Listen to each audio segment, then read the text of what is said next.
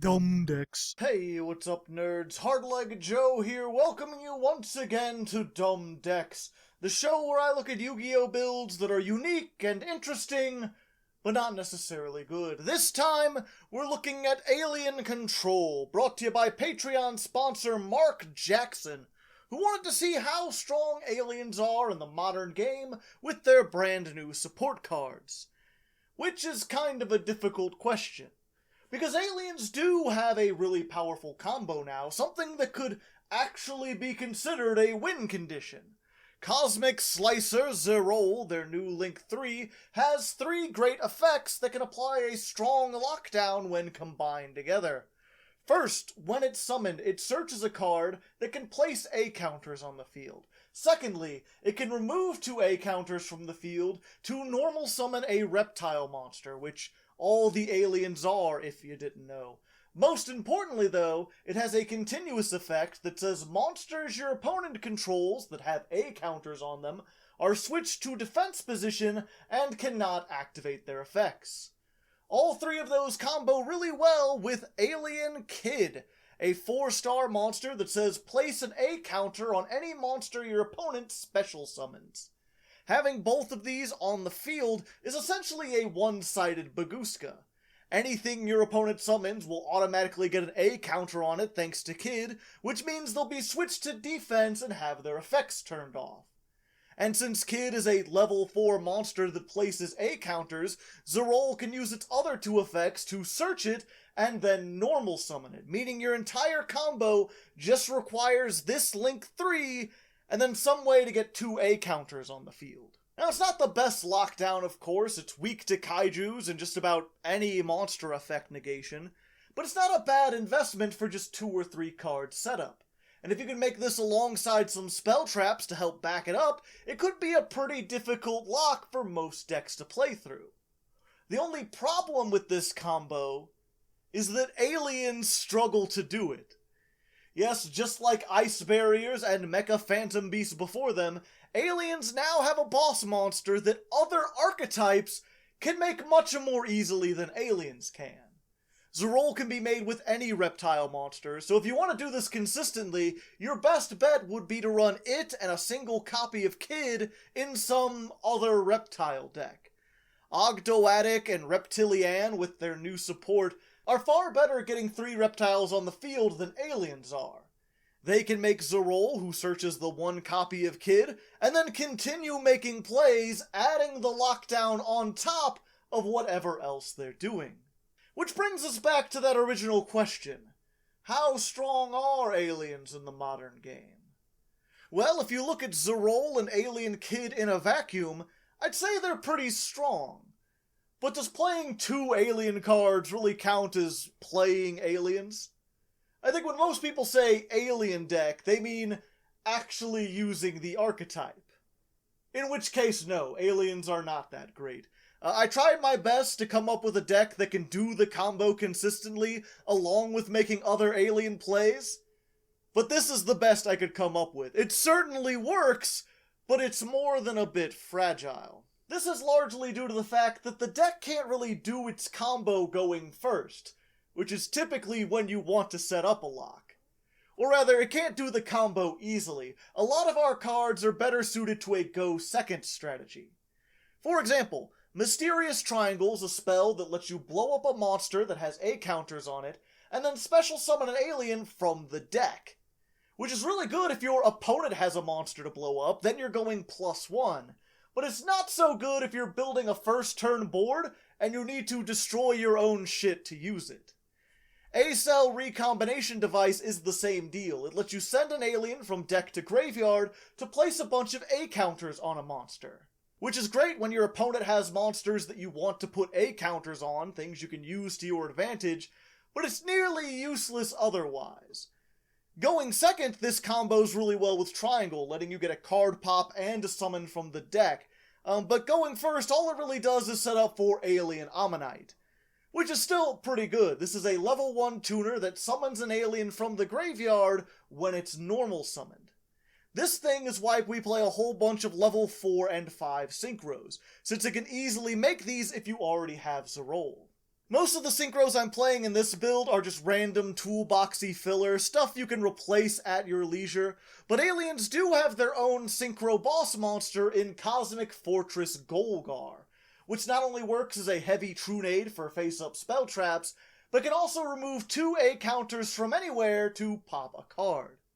It's not the best boss monster, but it can close out games on subsequent turns once you've stalled them out with the lock. Setting up the combo for that lock is pretty much what the rest of our remaining monsters are for.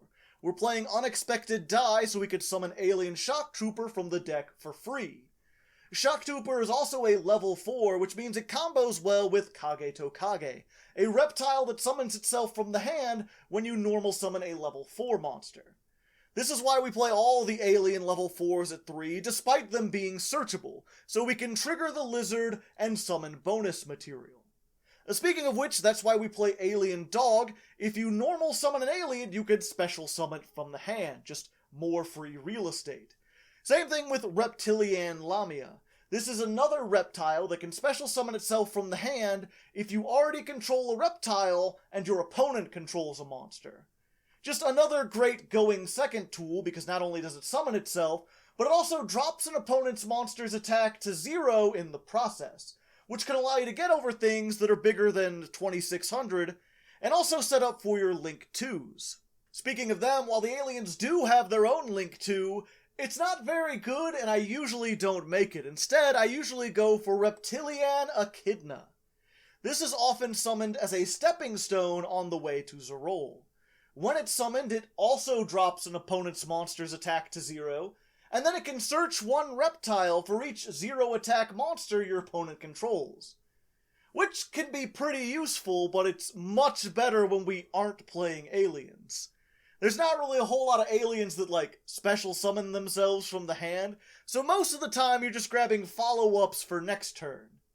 Either that or you're searching Kid so that when you summon Zer'oll, you can use its search to get, A-cell recombination device, and then you have a combo during your opponent's turn where you can place A counters on whatever you want. Regardless of all that, it is worth noting though that there's a really cheesy combo you can do with Reptilian Echidna if you're playing a more generic reptile build and you have Ultimi Bish Balkan. This beefy thingamajig summons 5 0 attack tokens to your opponent's field. So if you can summon this and then Echidna, you can search 5 reptiles and then do an absolutely nutty combo. I almost considered that for the episode, but it involves playing everything here in the side deck, and at that point it's not really like an alien deck. There's very little room for any aliens other than Zer'oll. Plus this combo is super vulnerable to hand traps, so I doubt it'll ever see any serious play. But if you want to see an absolutely absurd combo, I've linked a video down in the description which shows it off and explains it pretty well. Check it out when you're done here. Maybe drop them a sub. They're a tiny channel at the moment.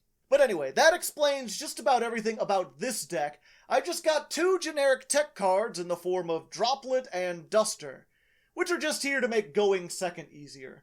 Droplet also lets you discard cards, which can help set up for Ammonite. In addition to these, we've got some not-so-generic tech cards in the form of Planet Pollutant Virus and Offering to the Snake Deity. Pollutant destroys all monsters without A counters, and then puts an A counter on everything your opponent summons for the next 3 turns, which is actually a pretty solid board wipe that can set up for your combo on the next turn. Offerings, meanwhile, is just Icarus attack for reptiles, which is honestly not all that great these days, but it's one of the only remaining on-theme disruptions that's worth running. The aliens do have a few other traps of their own that might be worth considering, like mass hypnosis, but in testing I couldn't really get it to work. But yeah, now that you know how this thing works, let's see it in action. In this duel, I'm going up against Eldritch Cyberdark Orcists, I think? They've mashed a lot of stuff together here. Certainly not the most competitive build, but still nothing to sniff at either. After comboing off for a while, they managed to end on 2 monsters. One of them is a 4,000 attack behemoth with an Omni Negate, and the other is a Cyber Dragon Seeker. This is an excellent example of exactly what aliens can play through. The deck can't exactly break boards, but you can at least play through a negate if you got the right kind of hand.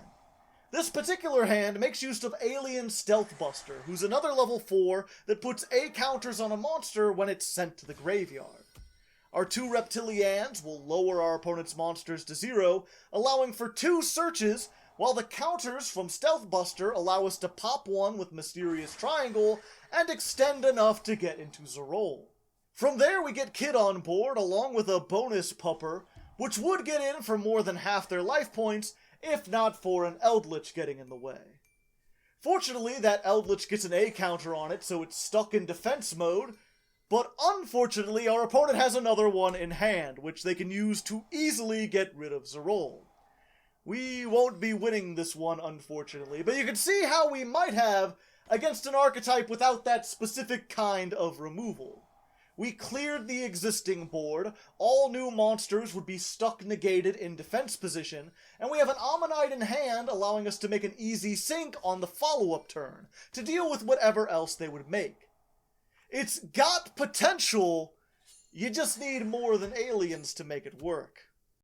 So yeah, in closing, pure aliens? Kind of a dumb deck. This new alien link monster, utilized an Ogdoadic shell or maybe some reptile good stuff, might be a little bit more powerful. Bish Balkan combos? I highly doubt it, and don't ask me to play it, I already played Sunseed earlier this year. That's enough long combos for a lifetime. Regardless, I hope you enjoyed hearing about this interesting little deck. Give the video a like if you want to see more content like this, subscribe for more goofy Yu-Gi-Oh! In general, and if you have ideas for your own decks, leave them down in the comments below. Thanks for watching, and until next time, good luck, and have fun.